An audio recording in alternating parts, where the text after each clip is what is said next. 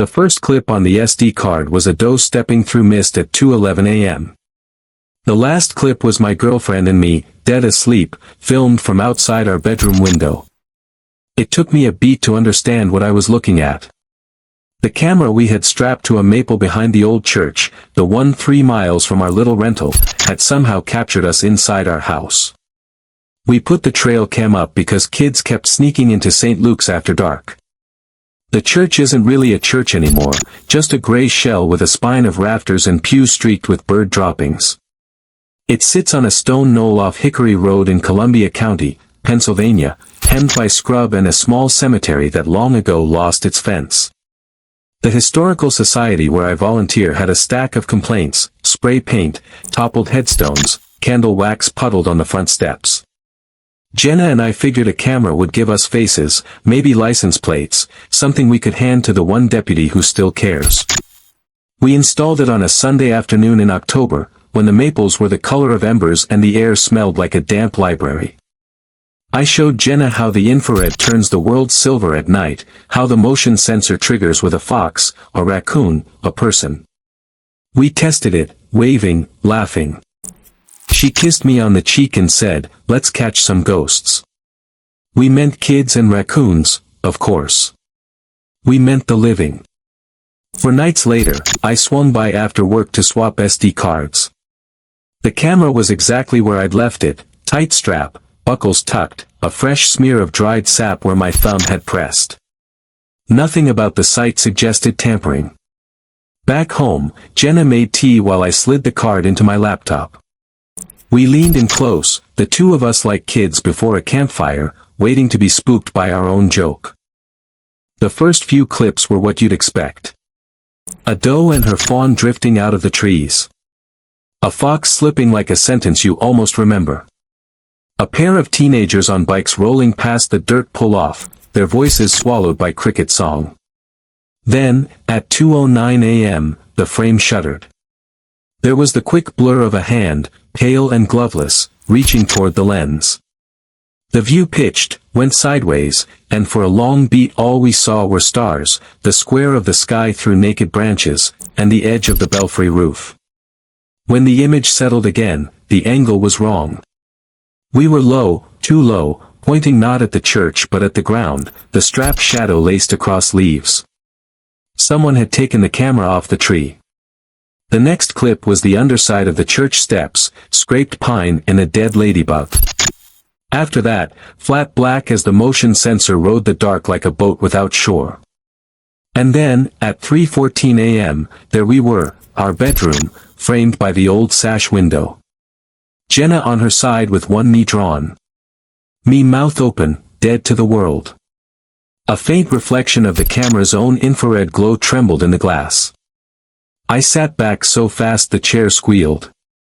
Jenna's hands went to her mouth. We lived 3 miles from St. Luke's, down Hickory and over the creek, then left past the feed mill. Someone lifted our camera off a tree, carried it across roads and yards or in a car, crept through our hosta beds, and filmed us sleeping from 6 feet away. And then, unless this was somehow a terrible glitch, they carried it back and remounted it so neatly that I didn't notice anything amiss. We zoomed in until the pixels fell apart. The chain of paper cranes Jenna strung above the dresser glimmered in the frame. The book with the torn dust jacket on my nightstand. Finn's ears barely visible at the bottom edge where he'd taken up his usual post at the foot of the bed. The timestamp numbers were as plain as the breath fogging the pane, 3 hours 14 minutes and 27 seconds. Our house doesn't have curtains because the street is quiet and the field behind us is corn all summer and empty all winter. Suddenly the quiet felt like an invitation we had stupidly accepted. Jenna wanted reasons. So did I. Maybe Eli from the Historical Society borrowed the camera as a prank. Maybe the deputy had decided to teach us a lesson about minding our own business. Maybe the camera itself had a demo clip I'd never seen. But Eli is 19 and shy, and the deputy barely tolerates us. And there is no demo clip of my girlfriend sleeping with a knee thrown over a blanket we bought last February at a thrift store in Bloomsburg. I went out with a flashlight to the window. The screen was intact. The mulch still showed my footprints from yesterday's leaf raking. Finn followed and sneezed once, his breath frosting. The glass held the smudges our hands always leave when we lift it on warm nights. No obvious signs of a ladder, a scrape, a scuff, nothing. Whoever had stood there had left less trace than the fox that sometimes writes cursive across the yard. Jenna called Eli while I stood under the oak. He swore he hadn't touched the camera. He sounded small and alarmed on speaker, said he didn't even know exactly where we lived. That was true. We'd only met for donuts at the diner and out at the church. Mr. Kreft, the widower who mows the roadside, knew our lane, but he doesn't carry things farther than a rake these days. We made a list while the tea went cold. Every name we wrote down led to a shrug. We turned all the lamps on and watched the window as if it might answer us. At dawn we'd go back to St. Luke's and hunt prints. Dawn came brittle and blue, the kind that makes frost look like sugar. We rolled over gravel in a silence that felt like we'd agreed not to wake the world. At St. Luke's, the field was pale with rime, each blade stiff. I parked where the dirt widened and we walked the edge of the cemetery first, eyes scanning for a clear boot print, a tire mark, anything. The maple where we'd mounted the camera stood with its bark plate armor flaking in thumb-sized chips. I ran my hand along the strap. It was tight, the buckle turned the way I set it, the tail tucked back through twice. My smear of sap was there, dried into a brown puck like an old scab. If someone had unthreaded the strap, they had done it with a locksmith's hands and then reversed every motion exactly. On the ground below, the leaves were a quilt of oak and maple, damp at the edges, curled in the middle. There were marks, but they were the kind the wind makes when it shivers underbrush. No heel, no tread. Beneath the church steps, where the camera had stared for a moment, we found a dead mouse turned to a stiff comma and a gum wrapper folded as neat as origami. Jenna knelt beside the steps and touched a puddle of wax that had skinned over white in the cold. "Kids," she said. "But kids don't carry your camera 3 miles, I said. "Not without leaving a scrawl." We took pictures of nothing and drove to the station anyway. The deputy listened with the same face he uses to tell you a barn's on fire across the ridge. He asked to see the clip twice and then a third time, squinting as if an extra layer would reveal itself if he stared hard enough. "Probably a prank," he said. "You got teens. You got hunters bored out of their skulls. You got a neighbor you don't know as well as you think." He told us to close the curtains. When Jenna told him we didn't own any, he wrote down the name of a hardware store and said he'd swing by St. Luke's tonight just in case. Eli met us at the Historical Society with a second trail cam in a duffel bag and the kind of earnest concern that makes you feel both seen and a little ashamed. We asked to borrow it. He nodded too fast. "I'll catalog the SDs for you," he said, as if labeling would make meaning. That afternoon we hid his camera in the lilac by the bedroom, low and tight, aimed so the frame would catch anyone standing where our window light spilled onto the mulch. We dusted baby powder in a pale ring that the dew wouldn't erase under the sill and tied sewing thread across the hostess at shin height, a tripwire so light it wouldn't snag a moth. I balanced a bottle cap on the outer lip of the sill, a private alarm only we would notice if it fell. Finn watched from the couch, ears swiveling like satellite dishes. We left the church camera where it was, because that felt like the real test. If someone wanted the thrill of ferrying it back and forth, we'd catch them at the house. If not, then something about the church was wrong in a way we didn't have a word for. As the sun sank, Jenna ironed pillowcases she said didn't need ironing, and I found myself counting chairs. It's the kind of useless activity your hands invent when your mind has nothing left to solve. We tried to watch a movie. The dialogue sounded like underwater talk, bubbles and consonants. Midnight came and went like a bird slipping through branches. At 2:11 a.m. tap touched the glass, precise as a metronome. We froze. The second tap came from higher, as if the air itself had nudged the pane. Finn lifted his head, made a sound like a question, and didn't bark. The porch light cut a wedge out of the yard. The thread we tied hung unbroken and silver in that beam. The powder was unmarred, a perfect halo. I opened the back door and stepped out in socks, immediately regretting the cold and the idea. The yard smelled faintly of iron. In the neighbor's field, the stubble made small whisking sounds as the frost shrank. We stayed up until the birds began their small complaints. The cap sat where I'd set it. The thread was still tight enough to sing if you plucked it. We slept for an hour and then started coffee strong enough to balance a spoon. The church first, we decided, then home to check the cards. The buckle at St. Luke's hadn't moved. A spider had anchored a single guy line from the strap to a twig. It would have snapped if anyone had lifted the hardware. It hadn't. I couldn't explain how the same camera had spent part of its night at our window again unless I was willing to call the deputy and introduce him to a ghost. Back home, I loaded both cards while Jenna wrapped her hands around a mug she didn't drink from. The house camera gave us moths fat and luminous, a spider walked like a drummer across the lens, a cat we'd never seen sat with its back to us for 12 minutes and then slipped under the fence. No person. No lamp splash shifting like a shadow. At 3:12 the church camera picked up movement. The frame shook and tilted. A shape moved across the lens, less hand this time than a sleeve, and then the world went black and breathing for a second.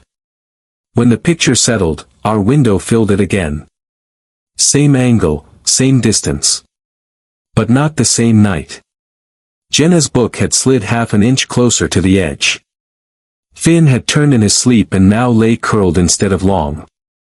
I didn't need metadata to tell me it wasn't a replay. We let the clip run. For a moment there was nothing but the noise of infrared static and Jenna's soft, even breathing. Then the paper cranes above the dresser stirred. They didn't spin the way they sometimes do when the heat kicks on. They all cocked their paper heads at once, the way birds in a hedge will go still, as if listening to a private signal. I paused the video and scrubbed back. The cranes were static, then slightly turned, then still again. Heat, Jenna said. She sounded like she was practicing a line rather than believing it. We walked into the bedroom and stood beneath them. No draft. Heat off. The window latched. The cap still in place. The powder ring unbroken as a wedding band. Eli came over after lunch with a notebook, 2 pens, and an apology for bringing pens as if pens could possibly help. He watched the clips and then told us a story he'd heard from Mrs. Danner, who keeps the archives. When St. Luke's was new, according to a ledger from 1873, the congregation held a thing called Watch Night every quarter, not just at New Year's. The parishioners would pray through midnight for purity and vigilance. The pastor, a man named Hiram Kozer, would walk the roads with a lantern, stopping at the houses of his flock. He called it, looking on the windows. He wrote sermons about seeing through glass darkly and keeping accounts in the open. After he died, there were rumors he kept walking. People said if you let your curtains hang open he'd stand outside and check whether your household was orderly. Eli tried to laugh as he told it and failed halfway through. It's a story, he said. Folklore becomes a town's way of talking about being nosy. Jenna asked what I was thinking and I told her the truth, that I didn't like the word for what was happening because I didn't have one, and that something about the camera felt less like a person misusing a tool and more like the tool remembering what it was pointed at. A camera doesn't remember. Except ours seemed to have learned our window the way a path learns feet. If a man once walked the roads to make sure the flock was seen, maybe the church had learned to do the walking for him. We took on the work of researching like it was a job. Microfilm, brittle hymnals with names in fountain pen, minutes from meetings where everyone thanked everyone else for the pie.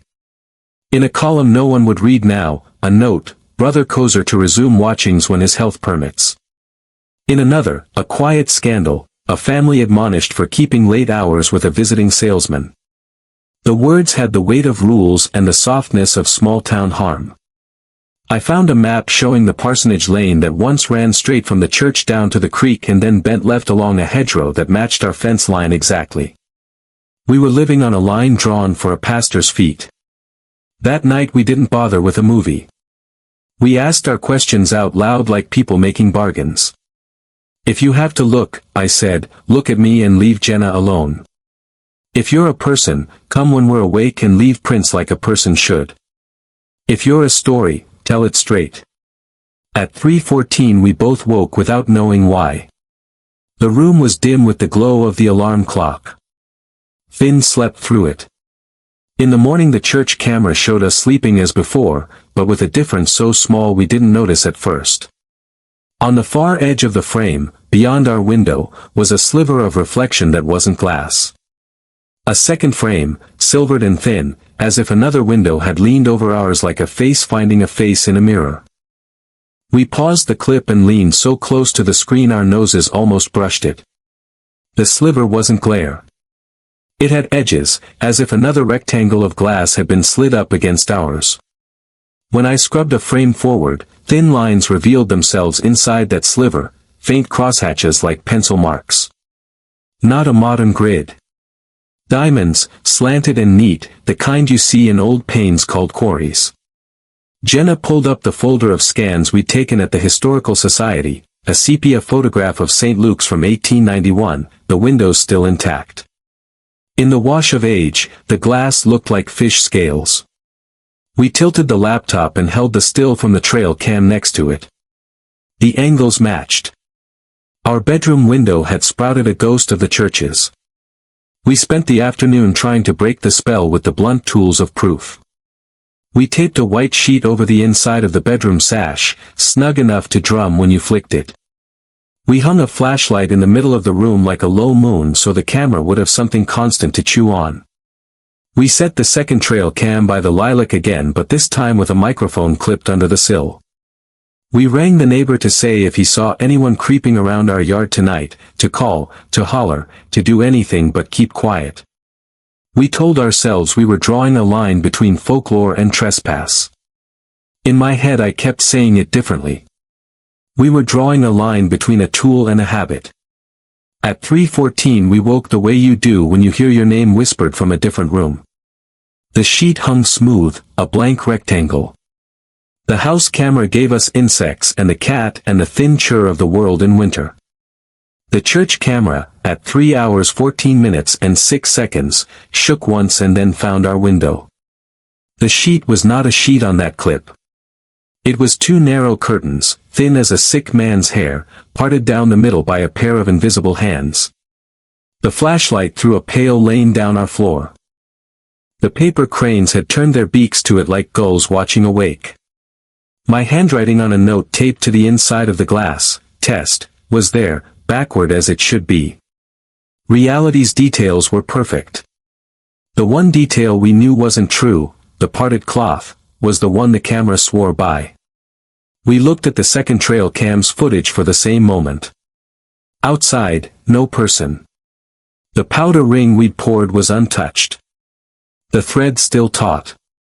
The tiny cap sat where I'd balanced it as if the night itself had been careful not to breathe too hard. We took the sheet down in the morning. Its tape edges held dust where our fingers had pressed. No hand prints. No smears. If we were being stalked, our stalker had claws made of air. I called the deputy again. He said the words he had, and none of them fit. He asked if we wanted patrol by, and I said yes, and he said fine, and I could hear in the space after fine that he was writing a report titled Domestic Disturbance, Lights. We drove to the church at dusk with 2 folding chairs, a thermos of coffee, and the kind of stubbornness you develop when life refuses to sit where you put it. Eli met us there with a wool cap pulled low and the notebook again, as if some detail we spoke would click into place later, forming a reason we could live with. We set the chairs where the steps start and the maple's shadow would keep us from being silhouettes. The strap on the camera was a dark smile on the bark. The spider's thread still bridged strap to twig. The cemetery stones looked like teeth in the blue of early night. From here, you could see where the lane had once run down to the creek, the long dip between 2 hedges now collapsed into the suggestion of a path. On the far ridge, a farmhouse lit one window like a promise made to no one in particular. The hour between 2 and 3 feels loose, like someone forgot to tie it on. The thermos emptied. Eli told us how Mrs. Danner says her grandmother kept lace curtains and would shake them on a Friday so the pastor wouldn't see dust if he came by on watch night. Whether that had ever been true mattered less than how it sounded when it passed from mouth to mouth. We let ourselves be looked after by being looked at. The phrase made me angry before I knew why. I didn't want a rule in my house that I didn't choose, least of all one that pretended to be care while being inspection. At 3:12 the cold changed. It moved from our noses and ears to the spaces behind our eyes and down the long muscles in our backs. Finn wasn't with us. I mentioned that because it felt like the first mistake we'd made that night. The camera's red sensor LED blinked and then didn't. There was no hand. There was only a feeling as if the tree had leaned closer not to feel the camera but to show it something. On the screen, later, you could see the shift in the histogram the way you see a held breath before a jump. We waited until 3:20, as if the hour's habit would miss its mark if we lingered. Dawn came up from the fields in bands. We checked the strap, the web, the ground. The spider had added a second line during the night, as if hedging its bet. Back home, the house cam was the same old night. The church camera offered us our window again. No sheet. No staged note. Just us from the evening before, asleep, book slid half an inch, Finn stretched at the foot of the bed, breathing slow, a dog being a dog. And there, larger than before, that second frame of glass, as if a window we didn't own had leaned in harder, wanting more of the view. Mr. Kreft stopped on his mower that afternoon at the edge of our yard, the engine ticking as it cooled, his cap held in his lap like a thing that could explain itself if you were polite to it. He said his mother had set a dish of milk in the window on watch night. A token. Not for a cat. For the man walking the road. So he knows you're decent, he said. So he'll keep moving. He looked at our naked window and then up at the cranes and said, without accusation, some folks draw trouble by setting out a sign that they don't believe in it.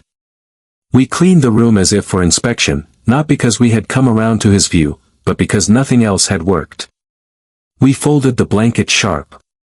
We set 2 glasses on the sill, mine on the left, Jenna's on the right, water filled to the same line. We lit a candle in a jar and wrote on a card in block letters, "We are accounted for." We taped it eye level. And because I am the one who bargains with empty rooms, I added below it, "Look on me. Leave her alone." We left the lamp on and sat across the hall with the door wide like a mouth. We sat across the hall until the walls took on that underwater blue. The candle flame did not flicker, it leaned, as if a mouth had come close and drawn it sideways. The glasses did not clink, a coin-deep tremor passed through both meniscuses at once and then flattened smooth. Finn let out a sleeping huff, the kind a dog makes when a dream walks by. I said, quiet enough that it felt like breathing and not talking, "We are accounted for."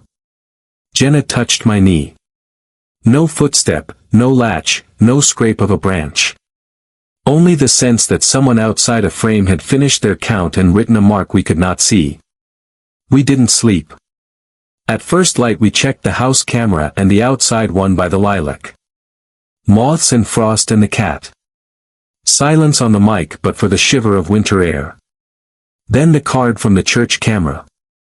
At 3:14 the shot found our window. The second window in the edge of the frame had widened so that our own glass seemed nested inside it, a smaller rectangle counted by a larger. The curtains we didn't own parted. Our note read clean and centered. "We are accounted for." In that same beat, both water levels fell by the width of a thumbnail. The candle wick jumped sharp and then steadied. A faint oval appeared between the glasses on the sill, as if a third had been there for a moment, then lifted away. In our room the glasses were where we left them, filled to the line. The candle jar wore a crescent of soot on one side, as if a breath had slid past it. On the sill, dry to touch, a ring we hadn't set. I pressed my thumb into that ghost circle and it felt like touching the place an old picture used to hang. Eli, when he saw the clip, paged through minutes until he found the sentence he wanted, a line we had read before without feeling the heat of it, watch night was kept and all were looked upon and accounted. The word accounted lives in the throat like a promise and a threat. We took the trail cam down from the maple. We bought curtains that are heavy enough to hold back a season. We are not superstitious, we say, and we are also people who live where a lane once ran to a church that taught glass to behave like an eye. On quarter nights, we tape a fresh card to the inside pane and set 3 glasses on the sill, one for me, one for Jenna, one for whoever keeps the books. In the morning, nothing obvious changes. The house camera shows nothing but us and the dog. The church has nothing to report. Sometimes at 3:14 the room holds a sheen that isn't ours, and cranes tilt their heads. If you feel watched, you are. Close curtains. Leave a glass too.